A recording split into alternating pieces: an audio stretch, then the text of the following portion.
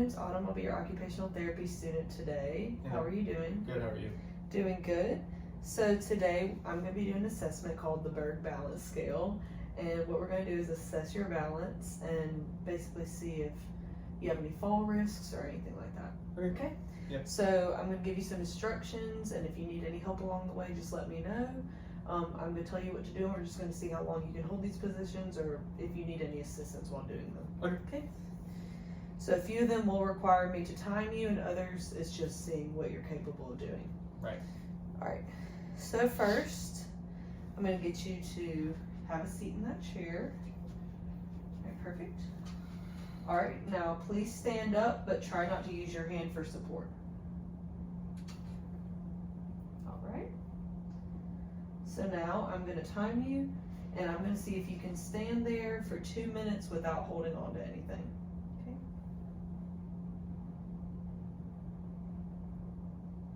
You feel okay? Mm-hmm. There. I know 2 minutes is a long time.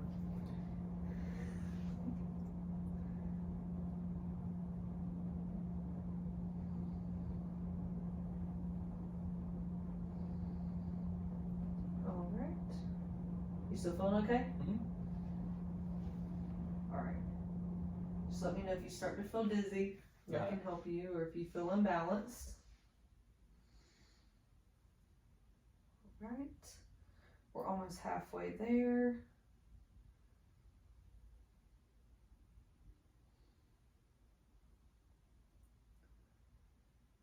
Alright, almost. Again, I know it's a long time to stand.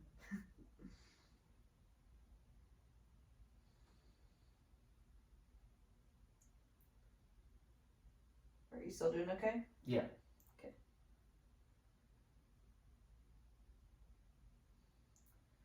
Alright, good job. I know. So now what I'm gonna do is have you sit in that chair, but don't lean your back up against it. So Okay. just, yep, sit down. So make sure your back's not leaning against it. Got it. So please sit with your arms folded. And we're gonna also do this for 2 minutes. Now it's another long one. Do you feel okay sitting like that without your back leaning against it? Yeah, is this fine? Mm-hmm. So if you start to feel like you're getting uneasy or anything, you can use the back of the chair for support. Okay.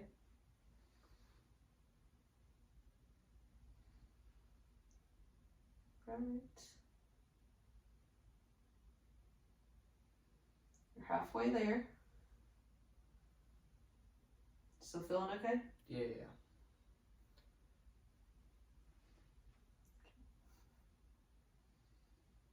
Alright, you got 10 more seconds.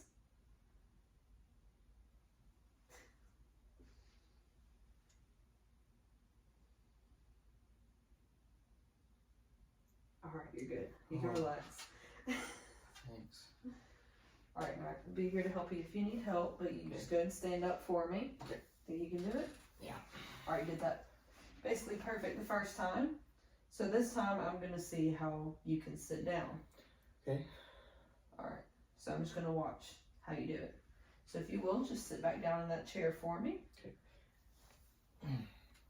Alright. Now we're going to do something different. So I'll get you to stand up for me. If you feel okay, I know we're doing a lot of sitting and standing. Yeah. Alright, so I'm going to borrow this chair real quick. So I won't need the timer for this one. I'll just set this over here. So, what I'm going to get you to do is, I've arranged these chairs next to this couch, and I'm going to get you to pivot from one to the other.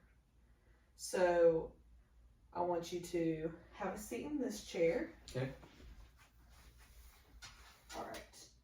And what I'm going to get you to do is basically pivot your way over here. I just want to watch how you move from one seat to the other seat.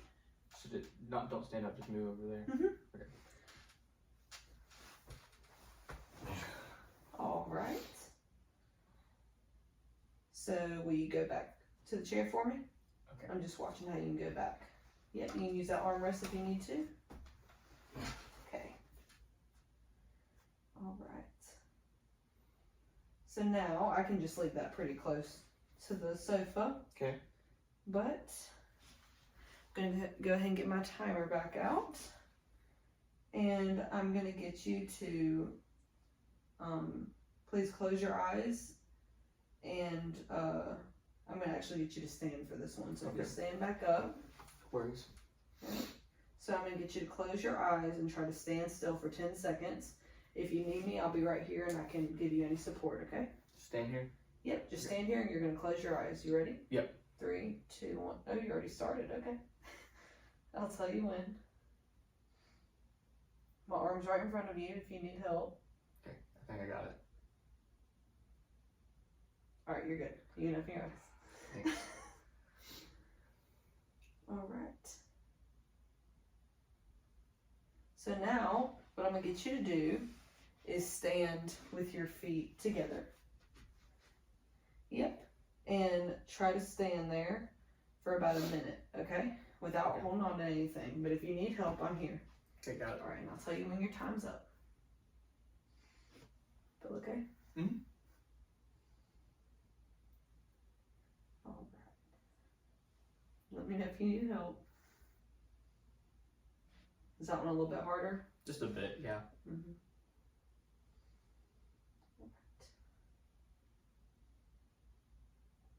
You're almost done.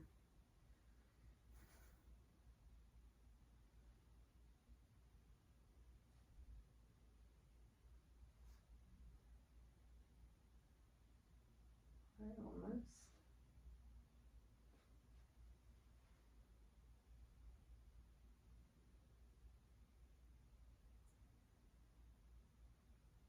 All right, you can relax.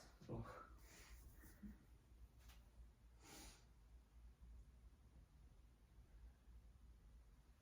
All right. So next, what I'm going to have you do, I'm going to place this shoe right in front of you. Okay. And I'm going to basically get you to pick up the shoe, and it's just going to be placed in front of your feet. So I just want to observe how you're able to pick it up. Just pick it up? Mm-hmm. Okay. Alright, good job. I'll take it from you. Alright. Looked pretty good. Alright, next. So, I'm going to get you to turn and look directly behind you over the left shoulder. So just try to look straight back over your left shoulder. Okay. Alright. Now repeat the same thing to the right. Okay. Alright, good job. So now what I'm going to get you to do, you can step out just forward a little bit. If you need help, just let me know. So I'm going to get you to turn all the way around 360 in a circle. Okay. And yep, you can go ahead. Alright, now turn the opposite way. Okay. All the way around. Alright. Okay, we are almost done. So if you stand right here for me, I'm just going to bring this over here. Okay. So what I'm going to get you to do is place each foot alternately on the step or on the stool. Continue until each foot has touched the stool 4 times. Just pick my foot up there? Yep. Okay. Alright. And try to do it where each foot's touched 4 times. It's 3. This is the last time. Alright. Okay. This time, I'm going to get you to place one foot directly in front of the other foot. If you feel like you cannot place your foot directly in front, try to step as far enough ahead that the heel of your forward foot is ahead of the toes of the other foot. Does that make sense? So stepping forward like this. But if you feel like you can't do heel to toe, you can step a little more forward. Got it. So I'm going to get you to do that just a few times. I'm going to see how long you can hold it, okay? I'll tell you whenever you can stop. How many steps do I take? Just do 2. Okay. Go ahead. Go step to the other one, and let's see how long you can hold it. Stop right here? Yep. Okay. All right. Okay, sorry. All right, you're good. I'm just going to write that down real quick. Alright, this is the last one that I have for you. So it's going to be standing on one leg. Okay. Yep.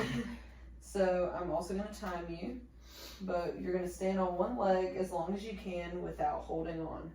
Okay? Okay. Alright, you can start.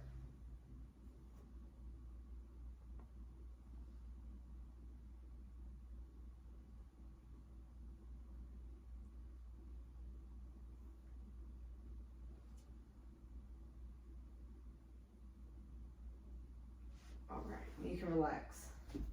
Alright. You feel okay after everything we did today? Yeah, good. Just a bit dizzy, but I think I'm okay. Okay.